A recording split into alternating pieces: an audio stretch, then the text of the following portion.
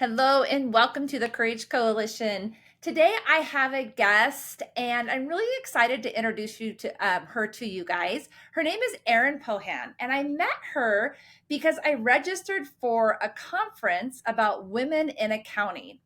The little note here is that Erin is actually the creator of this conference and she has really no experience creating and planning conferences. But 1 year ago decided we need a conference on the West Coast that's specifically for women in accounting and took off. Welcome, Erin. Thank you, Corey. It's so fun to be here. Thank you for having me. And yes, who wakes up one day and decides to host a micro conference? This girl does. So we're 2 weeks post the event, so I've had time to reflect and just share all the things about it. Yeah. It's so interesting to me how as humans there are those that act and there are those that think. Mhm. And love is an action. I believe that in my whole heart. It's something we do. It's not something we talk about, and it's not something we think about. It's something we do. And I think about that when I think about you and the Wave Conference, is that you just poured love into a community that you knew needed it because one, you're an accountant and you're a female entrepreneur in the industry. You do things differently, which is, it's the theme right now, but when I got into accounting, I'm sure even when you got into accounting, it was still filled with a very specific type of accountant. Mm, And you didn't always fit in real well for me, absolutely. really perspective wise, because I'm covered in tattoos. I'm just not that person. But there's this wave of change. There's this wave of, you know what? We're good at this. We have this gift, and just because we don't look a certain way or act a certain way doesn't make us any less really impactful. And I think it actually makes us more impactful. Can Yeah. you And any talk a less little bit about that? unqualified, like we are perfectly capable. Yeah. And yes, I totally relate. I've been in the accounting industry for 20 years. Okay. This year is my 20th year in various facets between private, public, nonprofit, and educational. And so for so long, I thought that I had to have this separate professional persona Yeah. that related to any work that I did within the accounting industry. And it was almost like this imposter syndrome of if I don't act this way, I'm not an accountant or I won't be accepted. And it wasn't truly until I became an entrepreneurial accountant Mhm. that I realized, oh, I'm the one calling the shots. I'm the one finding clients. I want to attract people who truly know me. Yeah. And I can't do that without being me. So, yeah, that was just one of the ways that I was able to just let go of the old notions of Yeah. what accountants are supposed to be. And what I love about that is this perspective that we really do get to choose who we attract and don't attract. And when we take a step back, at least in our industry, and think about how many people actually want someone that they can approach, that they feel comfortable with, that they don't feel shameful around, to talk about with their money, to deal with their money, we have actually been, you know, robbing the entrepreneur industry of a very, very good relationship with their financial team. I don't know Yeah. about you, but a lot of the women entrepreneurs that I service, they came to me because of a really bad experience with their current team, not miscategorized transactions, not a financial experience, a shameful experience. Hmm. Yeah, I've had so many conversations with women who are afraid to ask questions, Yeah. not only because the questions are met with judgment Yes. or point out rudeness, like point blank rudeness, Yeah. or almost worse, answers that don't make sense to them still. Right. and then they're just too nervous or uncomfortable to say, but what does that mean? I love that. And what I love about that, because I don't love it. I mean, I wish it Right. weren't that way, but what I love about it is that there's a change happening. There's a wave happening. I'm going to keep coming back to wave because I now that I know, I think love about it. it, that name is just really, it's spot on. I haven't thought about it until we're sitting here talking, but there's a wave happening in the financial world. And it's a wave of, it's time to change the way we look at money. It's time to start having conversations about money, but different conversations also about money, and how your money and my money are not going to look the same. And Yeah. they're definitely not going to look like your grandma's or your parents. And that is so beautiful. But also, education, the more we talk about it, we're bringing up this new generation of women, girls now, in a different way. I was actually speaking to a financial advisor that was at your conference that we had connected while we were there just the other day, and she's going to speak to a group of 13 to 17-year-olds. And Oh, I I thought, love it. yes, this is exactly what we need, because Yeah. when we bring money into the conversation earlier, when we bring how, why, just the basics. It doesn't have to be anything complicated. And one of the things I like to tell my clients is, you don't have to understand the spreadsheet. You just need to understand that you have the ability to ask me any question you want. And if I don't explain it the way that it makes sense to you, then you need to ask for that clarification. Yes, yes, yes, yes. Talk to us a You little bit just need about to that. understand the story Yeah. that it's telling you, and I'm here to guide you and help you process what the story is. Right. Yeah. So when you're working with clients, what do you feel like the number one, step that they have a hard time getting over or through, that you're really able to maybe describe or explain in a different way that enables them to see it? That's an easy question. It is always cash flow.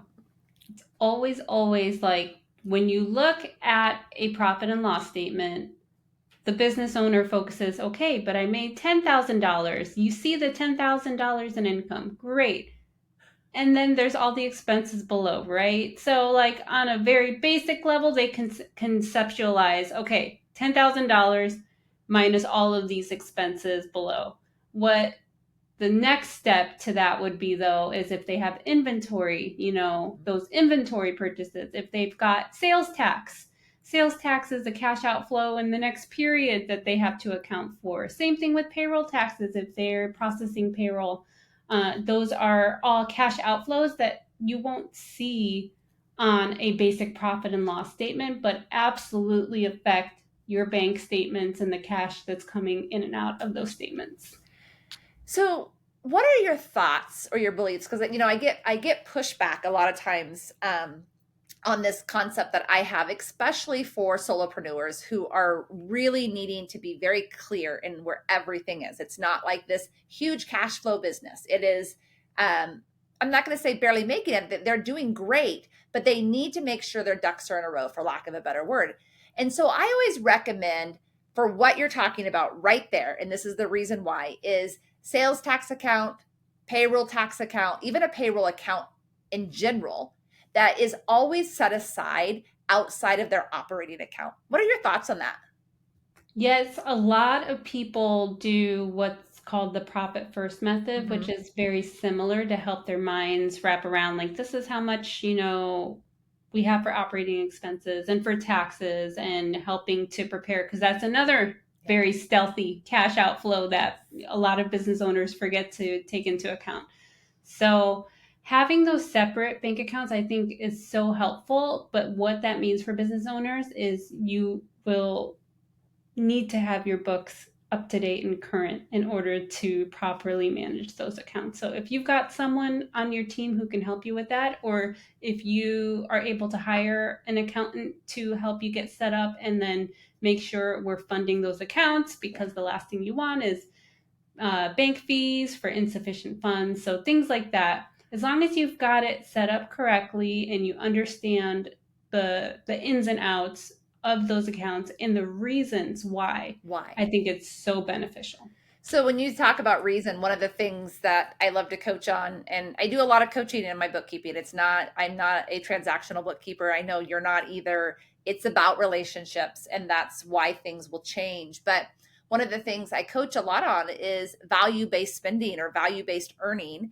And when we name our money, that meaning creates a behavior, and the behavior creates a different trajectory. And so when you talk about those savings accounts, I always tell my clients, just name them.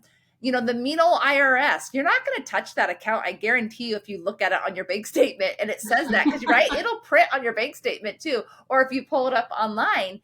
And it seems silly, but when we create the emotion that comes with the money, it means more. It's not just this general generic umbrella that's so easy to take from or Yes. spend or all the things, right? Right. Yeah. You just gave me so many fun ideas to revamp my own profit and loss with my own custom names. Yeah, I do it. You know, I mean, we live our personal life like that, but also my business life. And I'm a very small solopreneur, so I don't have as many of the individual accounts in the my account, my business account, but in our private, in our personal accounts, absolutely. I mean, and I love like we have a farm, and our farm animals are a part of our value system, right? And so it's named Moo, like as in a cow, right? And it's silly, but Yeah, we need to be more silly. We need to have more absolutely. fun when it comes to our money and really actually ask ourselves what does it mean to us? Yeah. And We need the connection. yes, Whatever it is that can connect us to the data. yes. And the data is the evidence. It's just collecting what you already have. It's nothing scary. It's what you've already been doing, and if that isn't working, why? And that's just the evidence, right? And so I love that. I love it when I find people that kind of, think the same way or talk about it the Yeah. same way, because it is such a new thought process, I believe, when it comes to money. It's not all about projections and, and percentages and all these spreadsheets that make no sense to the client, the person earning the money and spending the money. So tell us a little bit about how you got to entrepreneurship, maybe a little bit about your past, and um, not only just like work wise, but personal wise. I started my first ever accounting role was in a Walmart in Virginia. I was in college and had just worked customer service during Christmas time, and it was terrible. So the accounting office had a position open, and it was behind a locked, closed door. And I love people. Like, I love people. So the fact that I needed to go behind a closed, locked door is very telling. Uh, and it was wonderful. I loved the idea that we were balancing to the penny every single night all of the sales for that day. I mean, hundreds of thousands of dollars and so much physical cash. And it was really rewarding. And there were nights where we didn't balance and we spent 3 hours looking for $4.88. And when we did it, we were bonded. Like our team was just so together. And after that experience, I was actually going to school for marketing, and one of the general ed requirement classes was accounting. So it made sense for me. I was working in an accounting office to take this general ed requirement of accounting 101. When I went, I loved it. I was the only one who loved it, and so I switched over to accounting at that point. At that point, I married a Marine, and we since then have lived everywhere in the world. But I had little snips of beautiful experiences at CPA firms at our various duty stations. And one specifically in Arizona took me under their wings. And so, as I was working towards my bachelor's degree, they brought me on as a receptionist. And that was really, really awesome of them because I was a military spouse. They knew I was transient, but they knew I had an interest and I was going to school. And that really changed my life because that helped me to get involved with public accounting from the very bottom, receptionist. And as I worked there, they gave me more and more accounting related tasks Okay. because I could do them and I understood them and I wanted more. Right. So by the time I left there, I was essentially staff accountant doing very basic tax returns that the partners would review, and bookkeeping and payroll and all of that. So we moved to Japan. I was really concerned about my career at that point, so I decided to go back to school and get my master's in accounting online. So did that. We had a few babies at the same time, and I helped a nonprofit in Japan, so that way I could retain my QuickBooks understanding. We came back to Philadelphia. I worked for another CPA firm that was wonderful, and then ended up here. I am in Seattle, Washington in 2019, and I worked for a firm for almost a year. And that was when I really decided that I wanted to work with people that I wanted to attract. Yeah. And so I was on Upwork and found a few clients, and it was awesome. So I went full force in 2021. So it's been Okay. a little over 4 years now that I started upkeeping, and it's been great ever since. Oh, I love that. And I just love like the power of the intuition of listening to yourself, going clear back to school, right? Just that knowledge that, like, wait a second, I really like this class.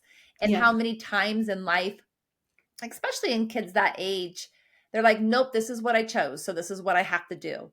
And actually, no, it's not. It's just a lesson about learning about yourself. And I Hmm. mean, maybe you would have been great and happy in marketing. Maybe you wouldn't have, but you listened to something inside of you that said, I really enjoy this work. And you Yeah. went with it. And that intuition, our own inner knowing, I think is one of the most beautiful things we can ever listen to in this very noisy culture. Yeah, so noisy. And I will say, I'm so fortunate that as an entrepreneurial accountant, I've actually been able to lean into the marketing side, Yeah. which was my initial, passion, or so I thought, until accounting came along. But I've got both on my plate now, Yeah. and it's fun. Big time. You have a lot of marketing. I'm sorry, as an entrepreneur, it's either you're spending a lot of money, outsourcing it on a regular, or you're just figuring it out. Yes, yes, trying all the things, spending a lot of time, sometimes too much time. Yeah, Yeah. more time than it's probably worth. We probably could have hired someone cheaper. Yeah. Yes. Value versus cost. We shouldn't be talking about this, but hey, we're human. We do the same thing. Yes. Yes. So let's talk about the whole tax versus bookkeeping thing. One of you guys don't do taxes, right? We do not. Right. And we don't either. And it's one of those questions that come up so often. Why don't you do taxes? Why don't you do both? And it's purely because I'm being authentic to who I am. I think taxes are horrible. I'll do my own, right? But I have no desire to do taxes. I actually love creating the most beautiful set of books to hand over to your CPA, and their job is so easy. They get to charge you way less than they've ever charged you. Yes. Yeah, I 1000%, that is me, having worked through a few tax seasons. I just did not appreciate that life. Ironically, I'm still trying to get out of tax season because inevitably it still is busy for bookkeepers. Yes. But I will say that it is so nice when CPAs or tax preparers reach out during tax season to say, thank you so much. Yes. Like, these books are great. And or when they don't reach out, and I check in with my client and they're like, oh no, we're all set. Yeah. Great, I'll take that Yeah. too. If you're set already and there's no questions for me, that means I did my job, right? Yes. No, I agree with you, Erin. And if there's CPAs listening to this and this is the situation, it is. It's such a maybe we shouldn't need it or want it, but it is to know that, what, thank you so much. This made this client's books so much easier. And I have a couple CPAs that do that. And it's so awesome. And I love working with them. I Yeah. love, that back Same. and forth, like, because I'll email them sometimes and go, you know what? I'm thinking that maybe if we go this way, the tax write-off will be way better. And then they're the professional saying, oh, I think we can do that. Or you know what? This year actually doesn't work as well. Like Augusta rule is one, because I have entrepreneurs that are using their home, that, so the Augusta rule is one that I'm always like throwing out there. Is this a better option for them this year? And they're like, oh, haven't thought about that. Because again, CPAs are human, right? And Yes, maybe they don't know their client as well as I know that client. exactly. Yes. So, what do you tell your clients who kind of want the all in one package? As far as like including Yeah. taxes. Yeah. So I make it very clear, even on our intake form, if someone books on our website, they have to check that they understand we are a tax ready firm, meaning we will get everything ready to hand over to your tax professional. However, we do not do any preparation. And apart from just not wanting to go through those seasons again for my firm, I also, there is a cost barrier to being able to prepare taxes as well. Uh, I know software is getting more accessible and more affordable, but I know that was one of the biggest points for me when I first started upkeeping was, yeah, I do our taxes, but also I know it's expensive to, have the tax software. And I was thinking back then more so like the Lacert software, which Mm-hmm. is unattainable. However, the other, I think, more important piece for me was the community aspect, Uh-huh. the mentorship, the who do I ask when I have questions. And Yeah. since starting upkeeping, I've found so many great communities to be a part of, and one of them continually affirms my choice Yes. in not wanting to do taxes, because the questions that come through, I'm like, whew, not my problem. I love it. I love it. That affirmation of listening to what's in your heart. It's so good. Yeah. So, what I'm trying to build up to is that I feel like this whole story of your life, starting from that early Walmart job, is what enabled you to have the courage to walk away from a conference last year and say, I'm doing this my way next year. Do you believe that's true? Yes, because I've been really intentional with the conferences that I go to, that I call it the afterglow. Okay. I want to take something from that conference that's going to be really intentional, and it's going to either benefit upkeeping but more so contribute to the industry. And so Right. for prior conferences, I felt called to help college students. So I created an internship Oh, program and I've had two interns so far. One of them became an employee. So that was a okay. huge benefit for us. And she's amazing. The other was an intern here at University of Washington. And she was just so grateful for the time that she spent. And I wanted to show, because one of my passions, I would say, is I want to show people that there are so many alternative ways Hmm. to be an accountant and Yes. to be in the industry.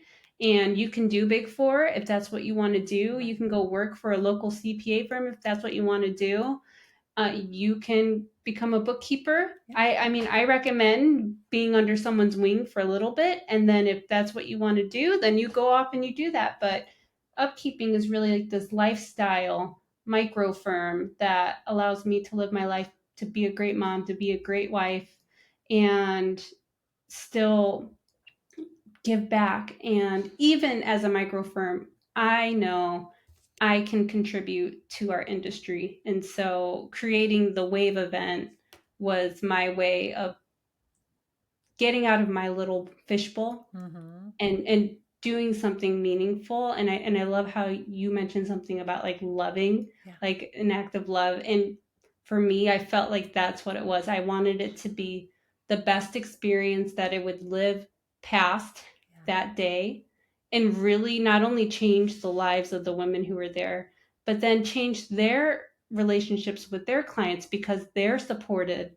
and they're collaborating and they're finding the right tools and tech and communications to support their firms or whatever they're building, so that they can support their clients and continue to support our industry. I love that. I think it's so true, because really what happens when we invest our time and our money in something that we hope to gain something from, we have to just leave the what our expectation of the gain something from is.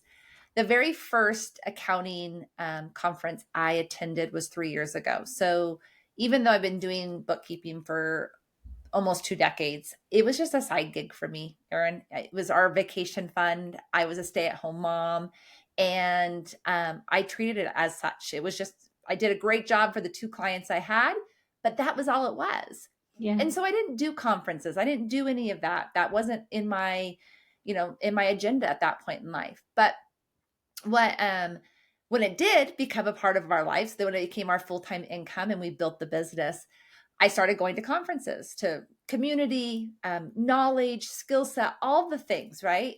And when I walked away from the first conference, it was really interesting to me because we all have these expectations, right? We have these expectations. But what I realized at that conference is two things. I will never be the accountant that they were. And that's not Mm. from ego, guys. That's like, come hell or high water, I am never going to be that person, because all I heard was noise. So busy, I'm so exhausted. I'm like, oh, that cannot be me. I don't want, that's not a part of my value set. And so that was the first thing, which was really interesting. I was like, well, that's not what I expected to take from this. But the other thing was, it's time to use your own voice, right? It's, you're never going to be that person. And there was like three people that I saw or met throughout that event that made me realize it's okay to be different. It's okay to do it your way. And I didn't go to another conference until yours that was accounting based. Wow. Okay, so I really dove into conferences, but of a different sort. I dove into conferences, that masterminds that taught me about what my voice is, right? Mhm. What is my story and what does it reflect on? And then I'm finally to that place of feeling like, yeah, it's time to actually get into those accounting rooms again and see what's changed or hasn't changed. And so, yeah, yours was the very first accounting conference I had been to since that original accounting conference. And I don't have any expectations. Will I go to more? Will I not? I don't know. And that's okay. But talk a little bit or share a little bit of experience about that. Are the expectations we have, and if we drop those and allow ourselves to just take what we're supposed to take from a room, from a connection, from a conference, what we actually get. That's a great question.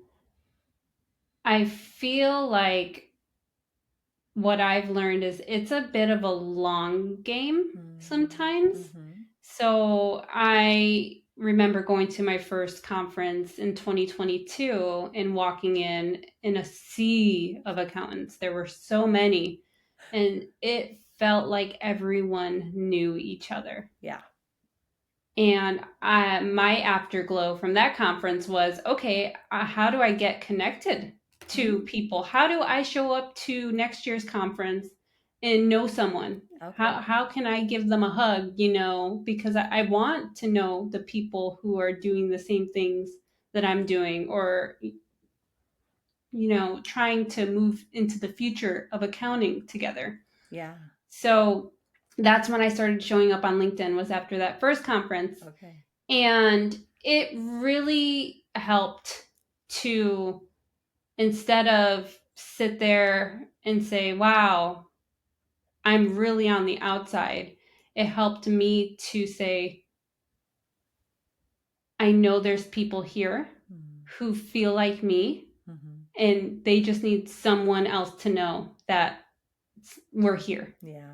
And so that's how I started showing up on LinkedIn. But even more so, my favorite thing to do at conferences now is to, when it's a meal, go and sit down at a table next to someone who's by themselves. Oh, And I yes. cannot tell you how many times I've done this.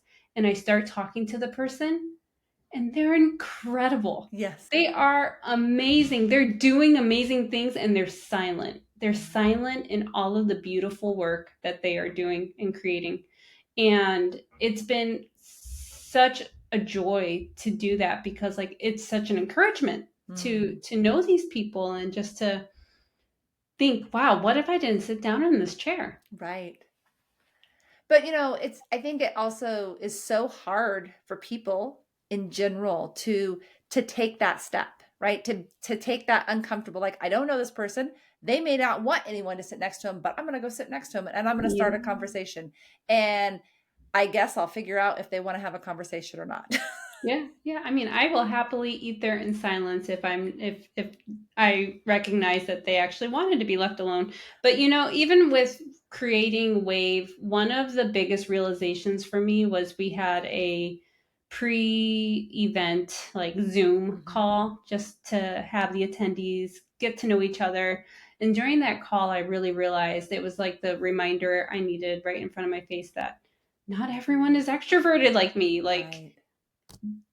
everyone is different. Mhm. Everyone is created differently, and I needed to get that reminder so I could be really intentional about creating places and creating that experience where everyone felt included and there was moments of connecting that you couldn't get out of. And Right. so, Yeah. like even our tech round, like everyone was in small groups and then you had to switch and go into a different group and you were meeting people. So I know that really pushed some of the Yeah. women, but the energy in the room that day, there was just this beautiful spirit of connection between everyone. And I call that the success of the day. Absolutely. And I think that your intentionality was very obvious.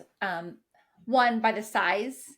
And people are like, well, that means that many tickets weren't bought. That's not the truth. Actually, you sold out and you had to create the intentional size before you booked an event hall. So you guys have to think about when we're building conferences or retreats or whatever we're building, you have to just plan ahead of time and you have to hope, cross your fingers, whatever it is, that it's exactly what it needs because you can't wait for ticket sales to book event spaces. So your intentionality to keep it small, your intentionality to keep it intimate, to do those pre-event and during event types of things, really, I believe, one, absolutely helps those introverted people, but two, it shows that you really wanted to show up in a way that created the connection. It wasn't about the famous speaker. It wasn't about how many people, like this is the biggest one we've ever had. It was really about connecting humans that are doing the same thing and really need each other. And it was such a beautiful thing because you had a panel and this topic came up, the Yeah. topic of being a solopreneur and loneliness. And it was such a beautiful experience because I guarantee everybody in the room has felt it or was feeling it at some point in their life, in their career. And this attendee was vulnerable enough to just say, how do you get out of this? So let's talk a little bit about that because I think that's one thing that people that walk into entrepreneurship don't think about. They think about creating their own schedules and making their own price ranges and all the things, but they don't think about the fact that no matter how much corporate America is, dissecting you, there's a community there, a community of complainers where you all complain together, or a community of people doing the same job and working for the same boss. But there's these communities within the public sector versus the entrepreneurship sector. So what do you think about that? I think touching on what you said about like not knowing what you're getting yourself into is entrepreneurship. I think one of the root causes of the loneliness that can be created is we don't consider that in order to succeed, you're going to fail. Yes. And as you learn, you're going to make mistakes and you will learn from those mistakes. And the hard part is, do you have the community there to meet you when you have just experienced a mistake or a failure? Because if you don't, that's when it's really lonely. It's the days where you messed up or something happened that broke a process, or a client was not kind. Mhm. And at the event, on right after the panel, I know I got on stage and like I almost started crying because the story that I shared was like, just a few months ago I had one of the hardest days. I broke down, and I remember looking up just out my window right here where I'm sitting right now at the blue sky and saying, who can I call? Because as supportive and incredible as my husband is, he doesn't understand the entrepreneurial hardships like someone who's also running their firm can. And I think that's what the community is. If I can pick up the phone and between blubbering tears say, they were mean, they did this, like any woman at the event that we had would say, I know, Yeah. I know, I Yeah. hear you. Absolutely. And I always consider myself, a pretty strong woman, right? But it's really hard to be on the other end of that very, very, just for lack of a better word, mean individual.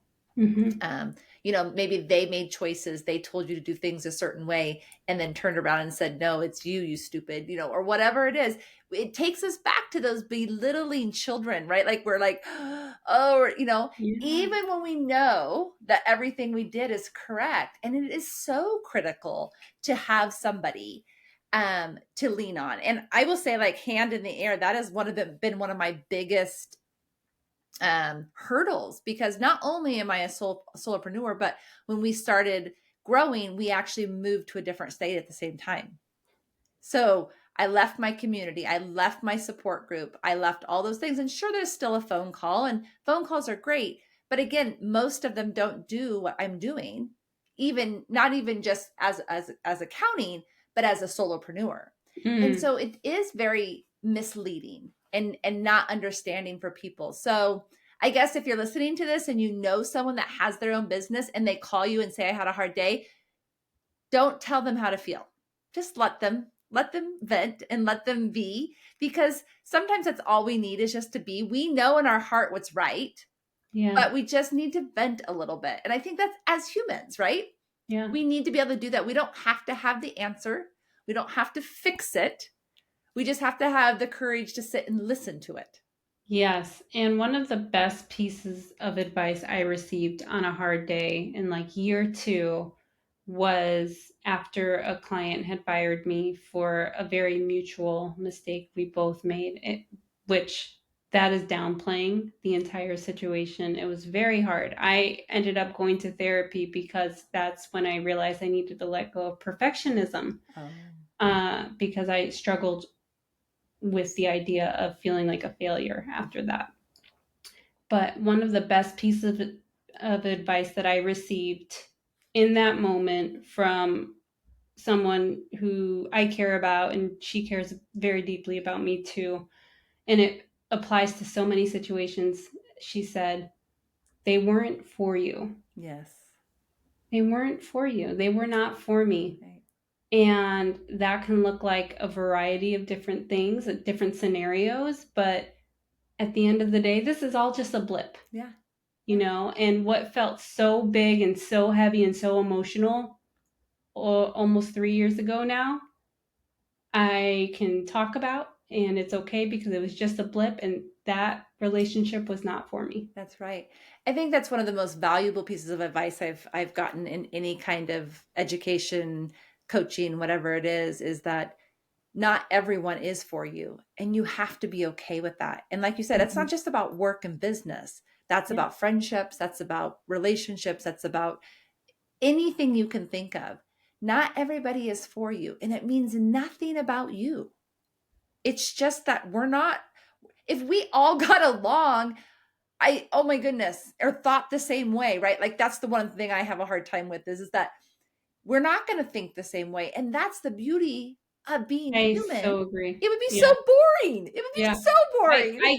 I get the notion of like-minded, and I appreciate what it is meaning in some sense. The other sense is, no, I need a broad range of opinions and Yeah. ideas. Yeah. And you know what I love to say in situations like that is I actually want heart-minded people. I want people that Mm, are actually good humans trying to do better in the world, but I really don't want you to think the same way as I do. same. Because Yeah. that's Oh, how I that's learn. refreshing. And my Yeah. brain is constantly trying to learn and and really seeks out new things. And I can't do that if I surrounded myself by around with humans that think and believe the same things I do. Yeah. Yeah. So heart-minded, right? Love does and Love it. heart-minded. Yes. Well, Erin, I always ask all of my guests, what does courage mean to you? Ooh. Courage means to me stepping beyond fear Mm-hmm. to do something anyway. Right. I love that. And when we step out to do something anyways, it's typically because of what you said is you're giving back in some way, right? It's Hmm. when we're stepping out courageously, it typically is because of something bigger than us. Yes. And that's really important to heed to and understand that it's for you, it came to you, and so it's Yeah. for you to take that step. So, Yep. Yep. Erin, Just living your life. yes, So, exactly. And you never know, right? Your whole life could change. yeah. I just can't thank you enough for coming on and being willing to share. Like you don't know me from Adam really. We met at the conference for the first time, and that was really it. So I love the story and I love the heart behind the conference and everything it brings the audience. So I will drop in the show notes how to contact Erin, get a hold of Erin, either via her website or LinkedIn. And I just, again, thank you so much. Thank you, Corey. It was so great to meet you. First of all, I'm so glad that we connected, and Yeah. thank you for having me on. Yes. Until next time, friends, I'll see you again.